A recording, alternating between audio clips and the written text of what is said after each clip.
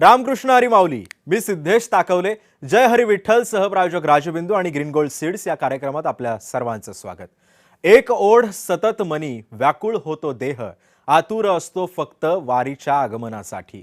जसा आला होता वैकुंठीचा राया, तुकोबाच्या भेटीसाठी।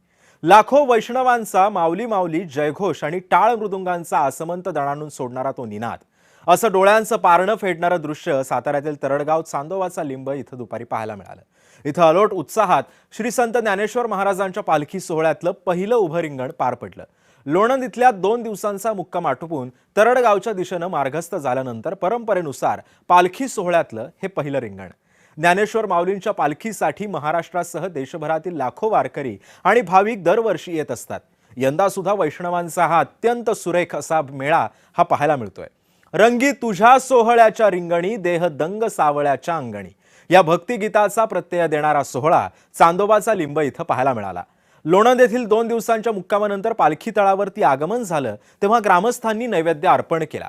मग मध्यान्ह आरती झाली आणि मग पुढील प्रवासाला निघण्याचे संकेत देणारा भोंगा वाजताच माऊलींच्या जय जयकारात मानकऱ्यांनी पालख्या सजवलेल्या रथात या ठेवण्यात आल्या आणि सोहळा तरडगावच्या दिशेनं मार्गस्थ झाला। माऊलींचा रथ चांदोबाचा लिंब इथं आला असता अश्व धावत येण्यासाठी जागा ठेवलीच होती। पळत आलेल्या दोन्ही अश्वांना पाहून वारकरी देहभान विसरून दंग झाले। पाहता पाहता दोन्ही अश्वांनी माऊलींच्या रथाला प्रदक्षिणा घातली आणि संत ज्ञानेश्वर महाराजांच्या पादुकांचं दर्शन घेतल्यानंतर अश्व मागील दिंड्यांपर्यंत गेल्यानंतर माघारी पळत आला। माऊलींच्या रथाजवळ आल्यानंतर 16 प्रमुखांनी अश्वास पुष्पहार घालून खारीक खोबऱ्याचा नैवेद्य दाखवला आणि त्यानंतर अश्वानं दौड घेतली।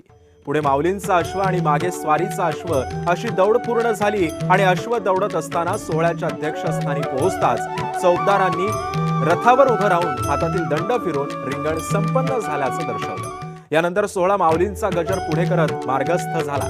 तर तिकडे जगद्गुरु संतश्रेष्ठ तुकाराम महाराजांच्या पालखीला काटेवाडीमध्ये धोतराच्या पायघड्या सुद्धा घालण्यात आल्या। हा सोहळा आटोपल्यावर तुकोबांची पालखी सणसरच्या दिशेनं मार्गस्थ झाली। पाहुयात तरी वारीच्या या टप्प्यावर आतापर्यंत काय काय घडलं।